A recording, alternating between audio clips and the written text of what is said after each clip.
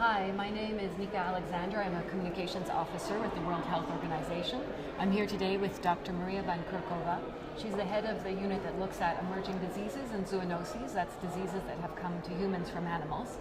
I'm just going to start off with a few sentences in Chinese because I know the novel coronavirus is really great interest to people in China naturally because that's where the outbreak is. And then I'll switch back to English, so just hang in there. 大家你好，我叫艾妮卡，我是世界卫生组织的媒体官。很抱歉，我们今天才要说英文，可是下一次，另外一次我们跟你说中文好吗？ Okay, so here we go, back into English. Today we want people to understand some of the really basic overarching questions that are very important. What we know about the disease, because I know you've heard a lot about what we don't know about the disease, but to help people understand what we do know, who is at risk and who isn't. I think a lot of people are worried who shouldn't be, and we'll help you understand what category you're in, how people can protect themselves, when somebody should go to a doctor, when you should be concerned when you should go to a doctor, and what we can do to help doctors and nurses and other health workers who are facing this disease at the moment. So let's start out, Dr. Van Kerkhove, with what we know about this disease. Maybe just a little bit about your background and why it is that we have you talking to us today. So thank you, Nika. Hello, everyone. I'm an epidemiologist, and I work in our health emergencies program. And my background is in respiratory diseases. So I spend quite a lot of time working on influenza, avian influenza, which is a virus that moves from birds to people. And I'm our MERS focal point, so Middle East Respiratory Syndrome coronavirus focal point.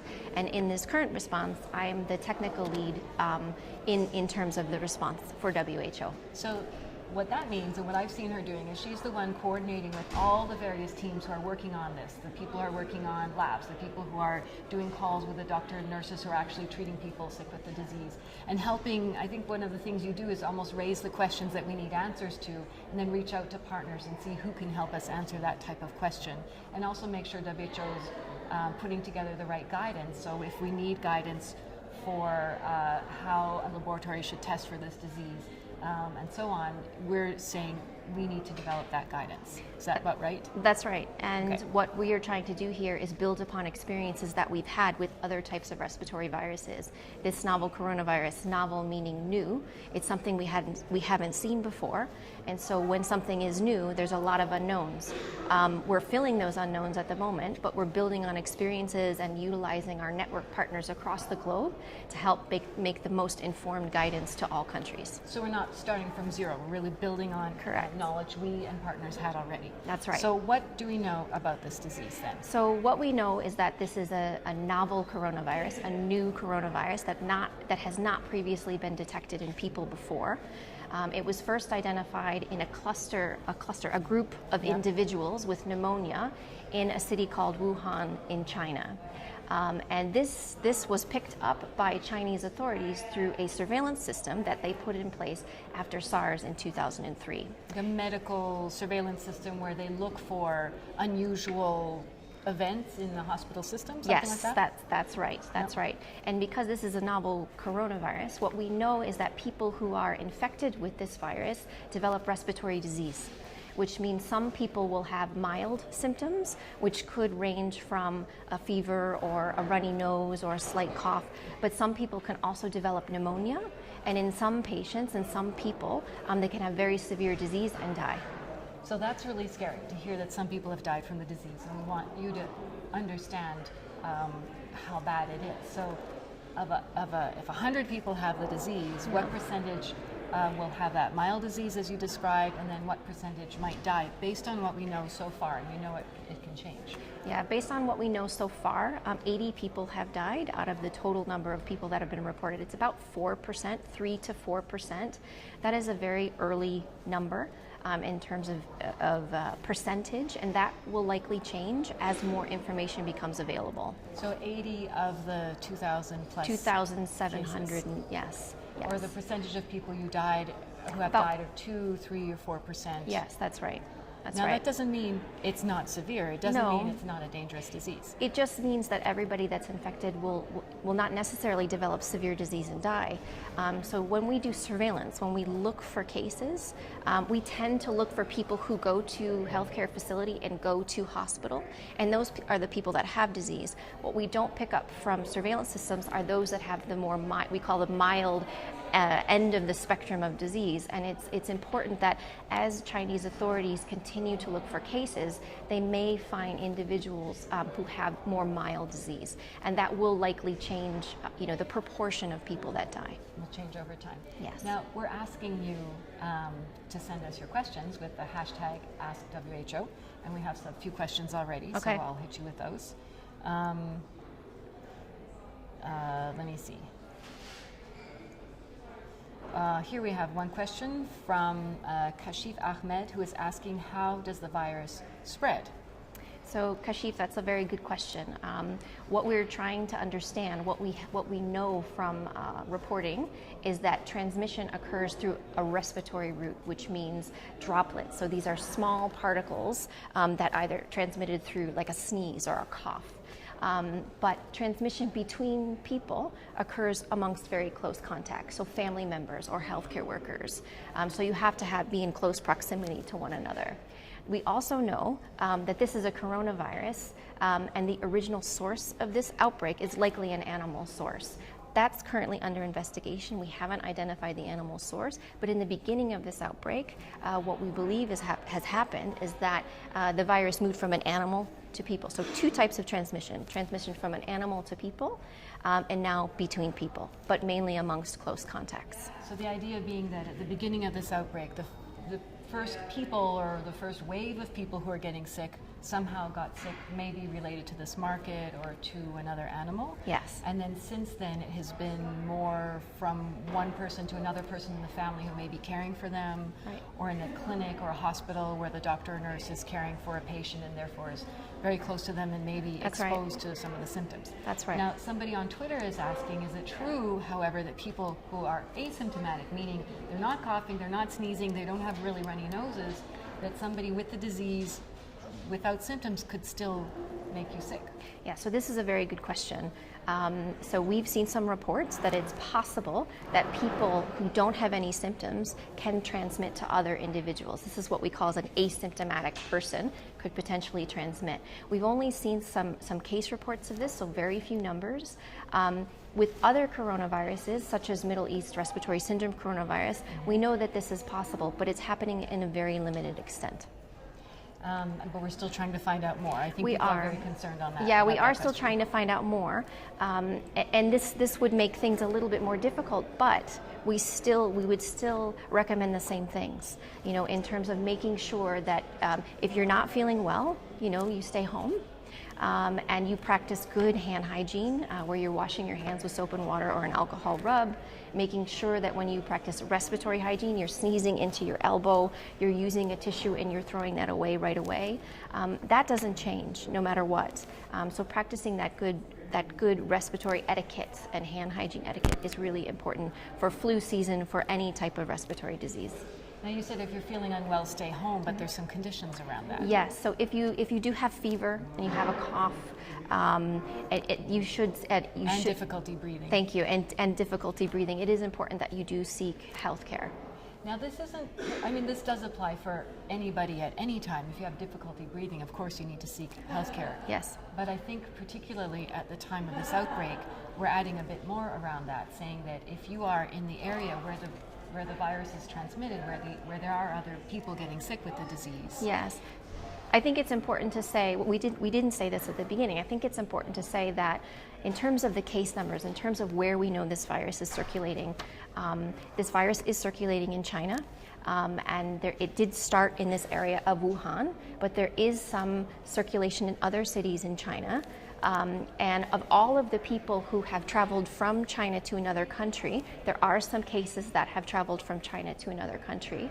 Those people have typically been mild, and there hasn't been any onward transmission. There haven't been any outbreaks in other countries.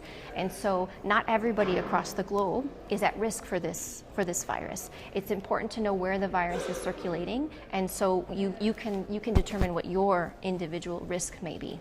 So it's in 12 other countries at the moment. Yes. But a total of 30 cases. 37 cases. 37 cases. In So 12 other countries. That's very small groups of people in these other countries at the moment, and the vast number of people sick with the disease are in Wuhan and some other provinces in China. Yes, and what we are trying to do is we are trying to provide information and provide advice to all countries of the world to what to look out for. Should a case come to their country, what should they do in terms of early identification, making sure that those patients and those people are cared for and communicated with, and so that there isn't any onward spread. So several people are asking questions if there's any kind of treatment. People have heard things like alcohol or certain kinds of oil can be helpful. So is there any treatment for this new disease? So because this is a new disease, it's a new virus, Yeah. we don't have specific treatments for that virus. But because this virus causes respiratory disease, those symptoms are treated. We've heard a lot about antibiotics, and this is a virus, so antibiotics won't work against the virus. No. So, but I should say that there are treatments that are in development, and this is really important because for the past many years, many treatments are being looked at to treat other coronaviruses like MERS coronavirus, and hopefully those treatments can be useful for the novel coronavirus. And how do you go about testing those new treatments? How do you know which ones work? So that's a very good question. It's a very important question. It needs to be done in the right way. So for example, for MERS coronavirus, there's a clinical trial that's ongoing right now in Saudi Arabia that's looking specifically at the use of some potential therapeutics for those patients. And we're hopeful that clinical trials could be used for this novel coronavirus as well. And there's already, you said two? There's already two underway? There's one that's ongoing right now, and there's one for MERS that may begin again. And there is an exchange between scientists. I think it's important, Nika, that people know that the whole entire global community is working together to try to better understand this virus, to try to better understand how it's transmitted, to treat patients. And we're using the experiences from the past to help now. And so Chinese authorities are working together with a large group of international partners to help try to support patients. We have a lot of questions. We're not able to get to all of them. This one's from Dora Garby, who's asking, how does somebody know, how do you distinguish between a normal flu and coronavirus symptoms? So Dora, this is a tough one. This is a good question because when someone comes in with a respiratory disease, it's very difficult, if not impossible, initially to determine what they're infected with. And so what we rely on are diagnostics. So I should say very, very quickly after this virus was identified by Chinese authorities, they made the sequence available. So this is the part of, what is this virus itself? They made it publicly available. And because they did that, diagnostics were molecular tests, like a PCR test, were very quickly developed. And so lots of countries can actually test for this virus. So if somebody comes in with a respiratory disease, they will take a sample, usually like a respiratory swab sample, and run a test. Is it influenza? Is it coronavirus? Is it something else? And most of the time, it will be something else. Yes. I mean, if you look at a global scale, if you look at the population of Wuhan even, the number of people who are sick with this disease, even though it's very many people, and we worry for those people, and we know it must be very scary for people in those areas, the vast majority of people are probably sick with quote-unquote normal flu because it is flu season. Yes, that's right.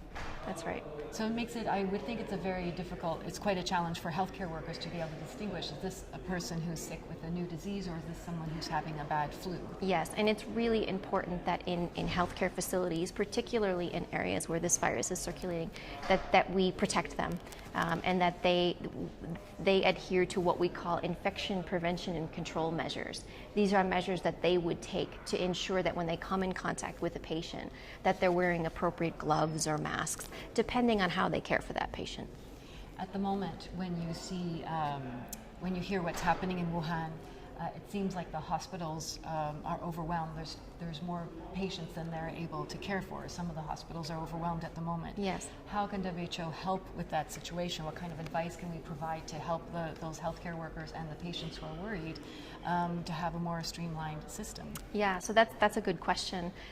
So one of the things you mentioned before for individuals, if you are feeling a little bit unwell, stay home, and that's important to do. But if you have fever, cough, and you have difficulty breathing, then go in to see healthcare. It is important to provide healthcare workers with information and making sure that they know about what this virus is, making sure that they have adequate protection when they treat patients, and making sure that there are enough facilities to be able to care for individuals who are sick. As well. We have a lot of questions. So, okay. There's one question that I'll answer actually as one of our media officers. People asking why WHO hasn't yet declared this a global emergency, a public health emergency of international concern, which is very specific language we use. The Director General of WHO, when he is concerned that an issue may be a global emergency, calls together a committee of experts and they advise him whether they think it does constitute a public health emergency of international concern. It's the wording we use. That committee met twice in 2 days, one after the other, and weren't able to say yet, based on current information, if they thought this constituted a public health emergency.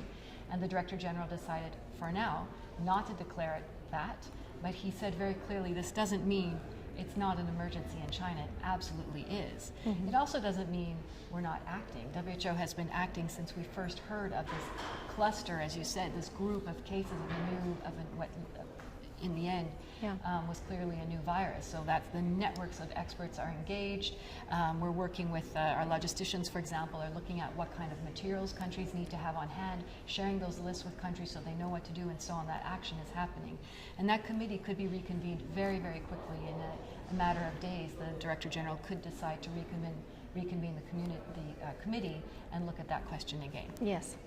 So people are wondering if there's a vaccine. We talked about therapeutics. Is there a vaccine? Is there something in development that could help people become immune to the virus? So there is no specific vaccine for this new coronavirus, but there are vaccines that are in development. Over the last several years, there's been quite a bit of research and development on vaccines for coronaviruses. And they're still in development. We're hopeful that this could be useful for a coronavirus in the future. It does take time though, but there are a number of scientists that are working very hard to see if this is something that could be accelerated and advanced quite quickly. There's some people asking whether receiving packages from Wuhan or China would put them at risk in any way. Yeah, so we've seen that question a lot.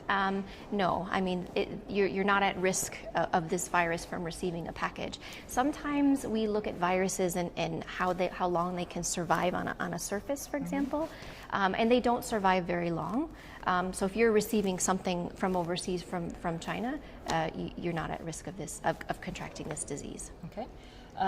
Question from @SugarOlivia. She's asking what age group are most affected by the virus?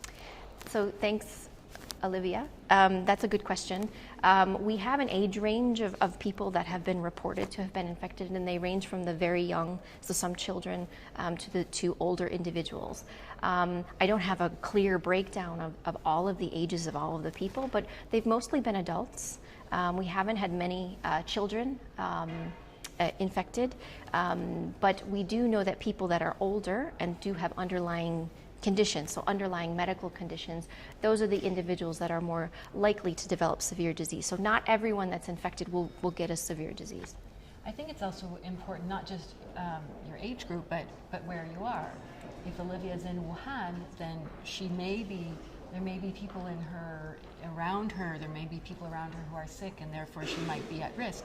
If she's in another country or another part of China where nobody has had the disease, then her risk is much lower. Right. And I think it's hard, Right. I mean, that's hard to explain, I think, and hard to understand, because especially if you hear, oh, it can go from one person to another, you might think you're at risk. Yes. Can you just recap for us what we say about how people can protect themselves against this disease and other respiratory illnesses? Right. So for this particular disease, people that are living in areas where this virus is circulating, it's important that you practice good hand hygiene, you practice good respiratory etiquette, and you make sure that you don't come in close contact with somebody who has an illness, and keep some distance from them. When we say some distance, I think technically we say 1 to 2 meters. We say 1 to 2 meters, but that doesn't always translate very well. But yeah, 3 feet to 6 feet away from an individual that is sick, and make sure that if you're feeling unwell, you stay home,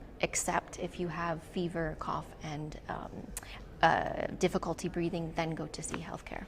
Now, we talk about hand washing all the time, and I think people might wonder, how does that even work? Why do we talk about hand washing? So can we get a little bit gross and talk a little bit about why, I mean, I just touched my nose just now, yes. So it's the respiratory liquids, like saliva from your mouth and what might drip out of your nose, that's where the virus would come from. Yes, and you touch your face hundreds of times per day, if not hundreds of times per hour. So it's really important that you wash your hands thoroughly with soap and water or an alcohol rub, because you are constantly touching certain, not even related to this particular virus, but anything. You want to make sure that your hands are nice and clean, because if you touch something that's soiled, that's dirty. For example, if somebody who's sick and has recently touched it, you could touch your eyes or touch your nose or touch your mouth and get infected that way. So it is important that you do wash your hands. Okay, and there's one thing we forgot to mention earlier as well, that if you are somebody who are not in parts of China where there's the outbreak, but you have been in contact, you have been close with someone who has been from that area, then when you go see your doctor, if you have the fever, the cough, and the difficulty breathing, you tell them your travel history. And so that applies for people in other countries as well. Yes. But we always talk about that link back to Wuhan. That's right. So it's not just what type of disease you may have. If you have a respiratory disease, it's what type of exposure you may have had. So it is important that if you did travel recently, that you tell your healthcare provider not only that you've been to China, for example, but where within China you've been. And this, I think, is important as well. Sometimes people will start thinking that every Chinese person is carrying the disease, and then they start being afraid of their neighbor who's from China. Yeah. So that's why it's so important for us to say it's not. It's very much related to the location and to people who are sick. You have to see if there's that link to that location or to people who are sick. That's right. A good way to yes, put it? That's a very good way to put it. Okay. So we talked about when to see a doctor. We talked about who is at risk. Let me see what other questions we have.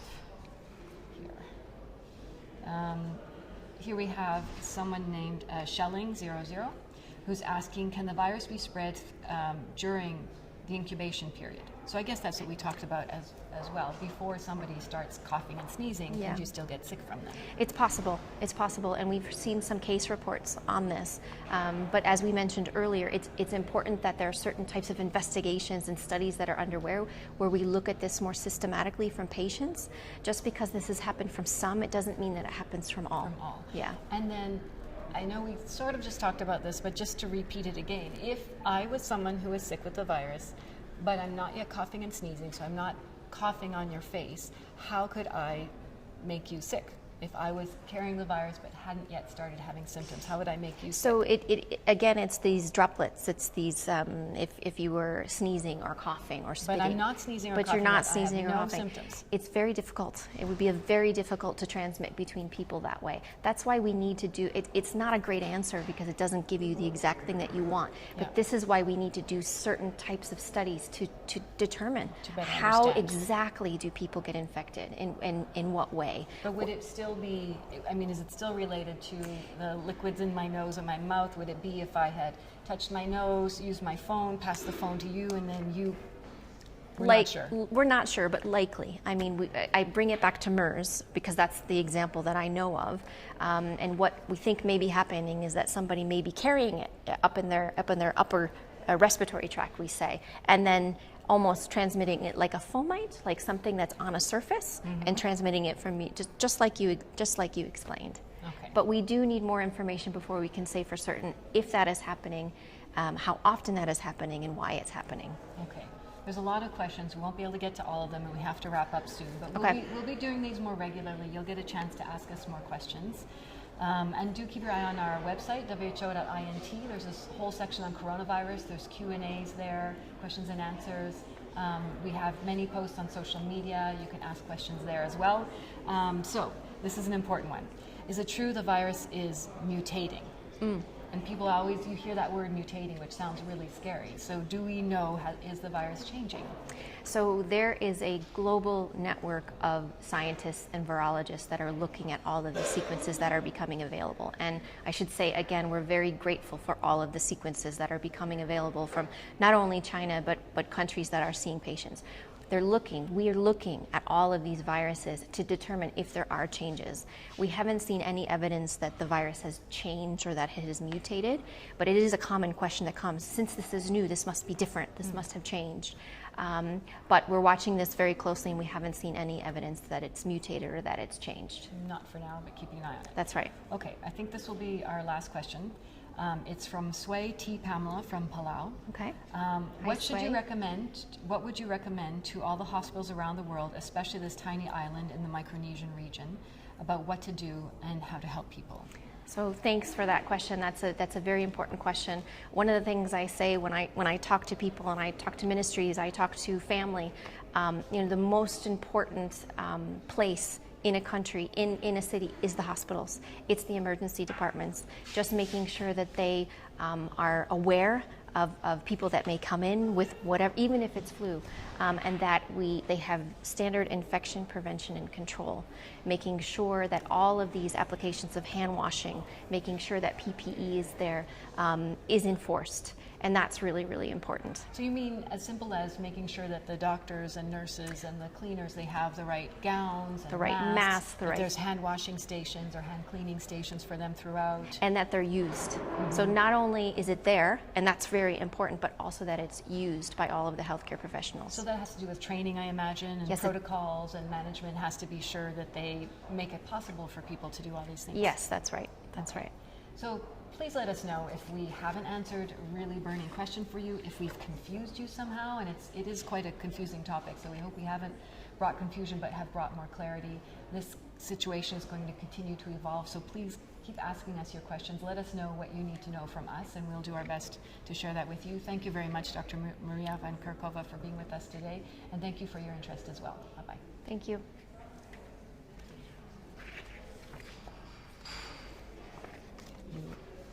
Just wait.